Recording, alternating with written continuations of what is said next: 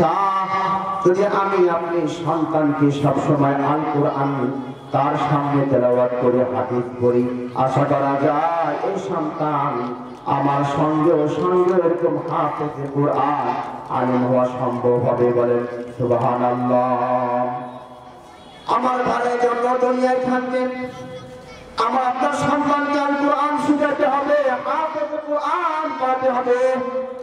কারণ হলো নবী করিম সাল্লাল্লাহু আলাইহি ওয়াসাল্লাম বলেন, যে ছেলেটা হাফেজে কোরআন হলো সে দুনিয়াতে হালালকে হালাল জেনে, হারামকে হারাম জেনে দুনিয়াতে চলাফেরা করলো, আর এই অবস্থায় মৃত্যুবরণ করলো।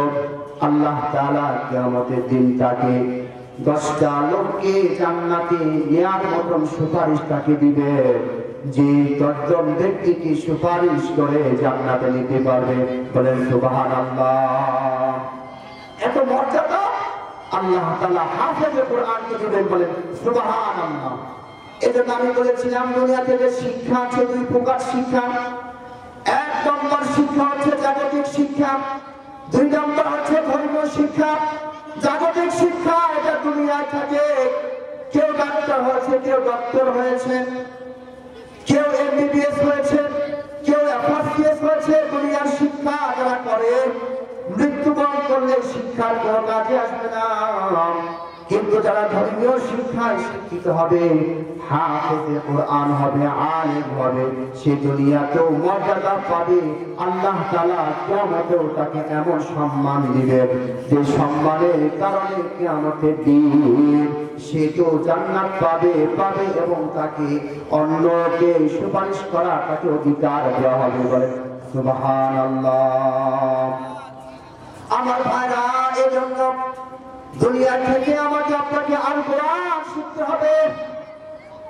কত আমরা দুনিয়ার মহব্বত এমন ভাবে অন্তরের ভিতরে গেঁথে নিয়েছি, যার কারণে আমার সন্তানকে আজকে ধর্মীয় শিক্ষা থেকে বঞ্চিত করতেছি। দুনিয়ার শিক্ষা আজকে আমরা ব্যতিব্যস্ত হয়ে পড়েছি। আমি নিষেধ করি না আপনার জাগতিক শিক্ষায় শিক্ষিত করবেন, আমি নিষেধ করি না, শিক্ষিত করেন। তবে শর্ত হলো প্রাথমিক পর্যায়ে সন্তানকে আল কোরআন শিখান, যাতে করে এই সন্তান প্রাথমিক পর্যায়ে যখন আল কোরআন শিখবে, হাদিস শিখবে, যাতে করে বড় হলে সন্তান কোরআন থেকে দিন থেকে বঞ্চিত না হয়ে যায়। এই সন্তান যেন নাস্তিক না হয়ে যায়, এই সন্তান যেন বাতিল না হয়ে যায়। এজন্য সন্তানকে প্রাথমিক পর্যায়ে আল কোরআন শিখাতে হবে, হাদিস শিখাতে হবে। সেই আগ্রহ, সেই ইতিহাস আমার আপনার ভিতরে জাগ্রত করতে হবে। পরিভাষায় বলা হয় শাইখাইন সাহেবাইন। ইমাম আবু হানিফা রাহমাতুল্লাহ আলাইহি, ইমাম আবু ইউসুফ রাহমাতুল্লাহ আলাইহি, তারা বড় বড় ইমাম ছিলেন। ইমাম আবু ইউসুফ রাহমাতুল্লাহ আলাইহি যখন ছোট, তারা মৃত্যুবরণ করছেন। মারা যাওয়ার পরে ইমাম ইউসুফ রাহমাতুল্লাহ আলাইহি তার মা বলে, যাও অন্যের বাসায় কামলা যাও, কাজ করো, যেহেতু তোমার আব্বা মৃত্যুবরণ করছে, আমি তো এখন কাজ করতে পারবো না, কাজ করার মতো আমার এখন সেই পরিবেশও নাই।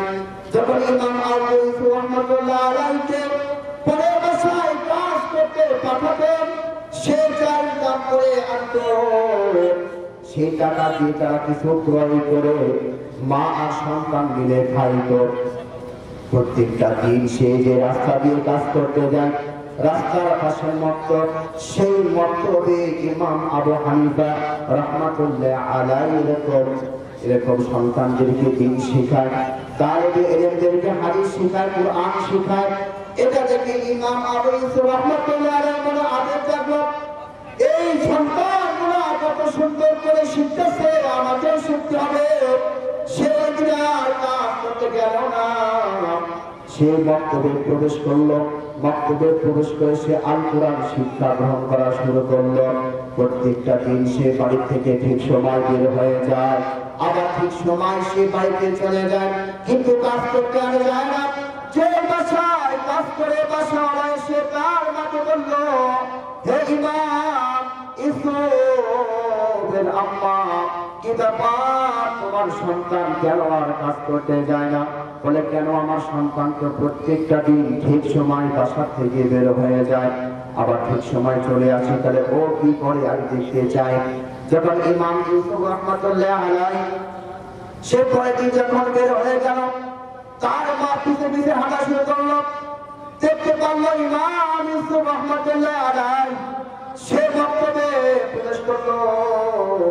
ইমাম আবু হানিফা রাহমাতুল্লাহ আলাইহির কাছে বসে সে তখন দর্শে বসে কুরআনুল কারীম শিক্ষা তখন শুরু করে দিল। ইমাম আবু ইউসুফ রাহমাতুল্লাহ আলাইহি সে গিয়ে ইমাম ইউসুফ রাহমাতুল্লাহ আলাইহি তার মা গিয়ে বলে, ইমাম আবু হানিফা কি ব্যাপার? তুমি কি আমার সন্তানকে বক্তা বানাইছেন? আমার তো স্বামী নাই, আমার স্বামী তো মারা গেছে, একমাত্র ইনকামের সোর্স আমার সন্তান।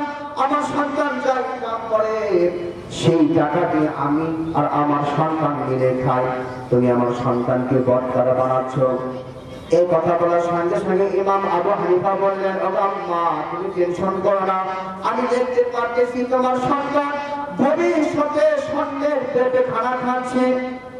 এই কথা বলার সঙ্গে সঙ্গে ইমাম ইউসুফ রাহমাতুল্লাহ আলাইহি মা বললেন, তুমি আর কাজ পাও না, আমরা ভাত পাই না, আমার সন্তান ভবিষ্যতে আবার কিভাবে স্বর্ণের প্লেটে খানা খাবে। যখন তার মা বকাবকি করে যখন চলে গেল, আল্লাহ তাআলা ইমাম ইউসুফ রাহমাতুল্লাহ আলাইহি কবুল করলেন। তৎকালীন যারা বাচ্চা ছিল সেই বাচ্চাগুলা আত্মা করলো যে আমার এই দেশের ভিতরে যতগুলো আলেম আছেন, আলেমকে আমি আপ্যায়ন করবো। বলুন তো দেখি, যখন বাচ্চা কোনো আলেমকে আপ্যায়ন করবে তখন সে সব থেকে ভিআইপি খাবার দিবে কি দিবে না? স্পেশাল সে খাবার পরিবেশন করবে।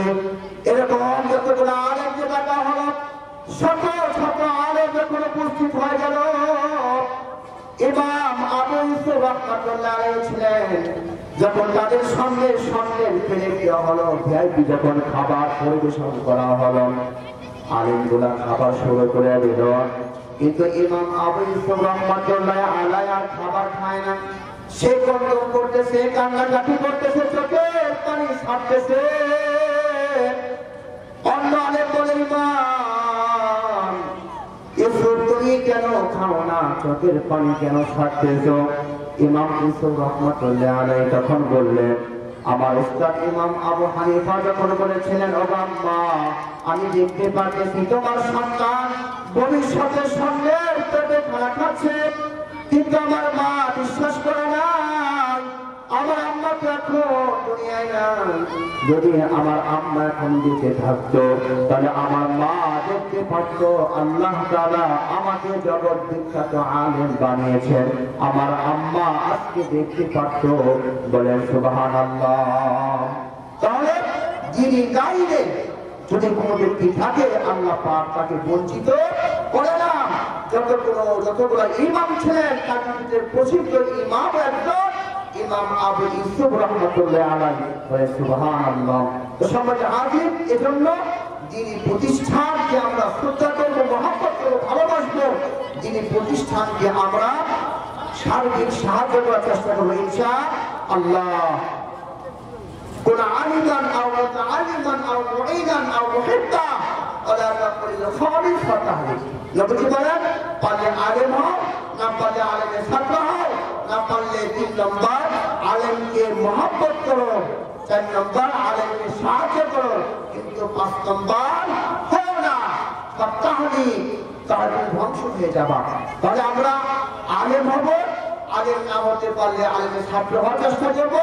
যদি এটাও আমরা না পারি, আলেমকে মহব্বত করবো এবং 4 নম্বর আলেমকে সার্বিকভাবে সাহায্য করার চেষ্টা করবো, না আমরা ধ্বংস হয়ে যাবো।